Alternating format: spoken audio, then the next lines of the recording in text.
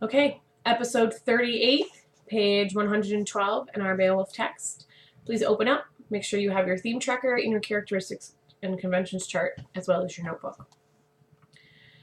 We left, and Beowulf had asked a final request of Wiglaf, and that was to bring the dragon's treasure to him as he lay dying.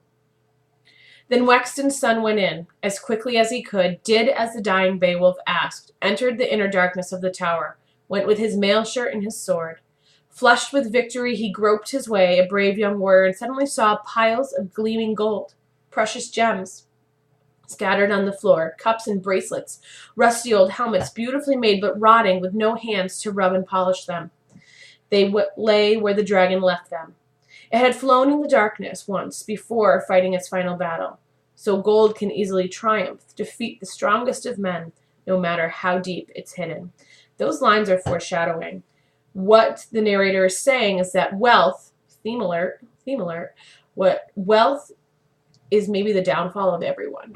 We fight so hard to attain wealth that in the end, you can't really take it with you. Even though Beowulf in this moment is literally trying to do just that.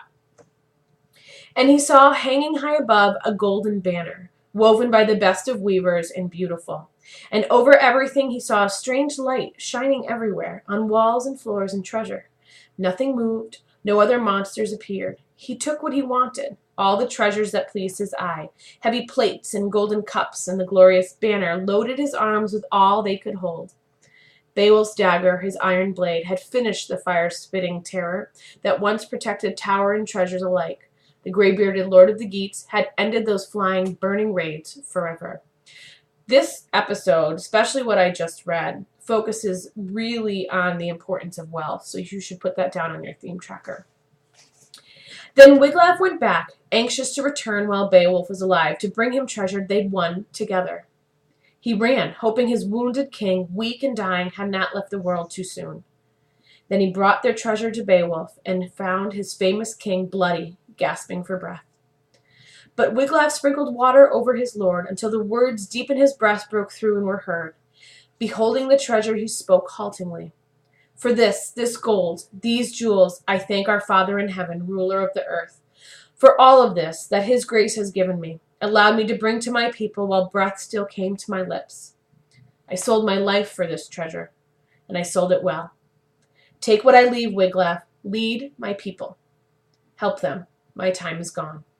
Have the brave Geats build me a tomb when the funeral flames have burned me, and build it here at the water's edge, high on this bit of land, so sailors can see this tower and remember my name, and call it Beowulf's Tower.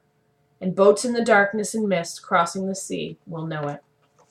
So Beowulf has some final requests for Wiglaf. He states that he is proud that he fought, dying, protecting his people, and earning this treasure. He says that he has given his life for a good reason. Again, this falls under your theme of identity. He also names Wiglaf as heir to the throne. He says, you are now going to be the king of Geatland and lead my people well. He asks Wiglaf to assure him that the Geats will then build a giant tower after the funeral pyre on the cliffs of the sea, so that all people who sail to Geatland know that this is Beowulf's tower and this is where Beowulf was. Again, that is infamy or fame after death that is so important for this warring culture, for this warrior culture. Where you should write that down is on your theme tracker under identity. Then that brave king gave the golden necklace from around his throat to Wiglaf, gave him his gold-covered helmet and his rings and his mail shirt, and ordered him to use them well. You are the last of our far-flung family. Fate has swept our race away, taken warriors in their strength, and led them to the death that was waiting. And now I follow them. The old man's mouth was silent, spoke no more, had said as much as it could. He would sleep in the fire soon. His soul left his flesh and flew to glory. So at the end of episode 38, Beowulf takes his last breath and he passes away. What's beautiful about that piece is that the narrator writes that Beowulf dies and his soul flies to heaven. I want you to try and make a prediction. Wiglaf now is a young man who has not truly proven himself to everyone, and the only person who has ever seen him prove himself is Beowulf, and Beowulf has now passed. So how do you think people will treat Wiglaf?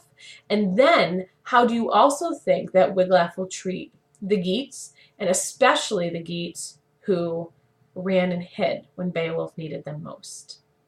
So make sure you take down all the notes, you fill out your theme tracker and your characteristics and conventions chart.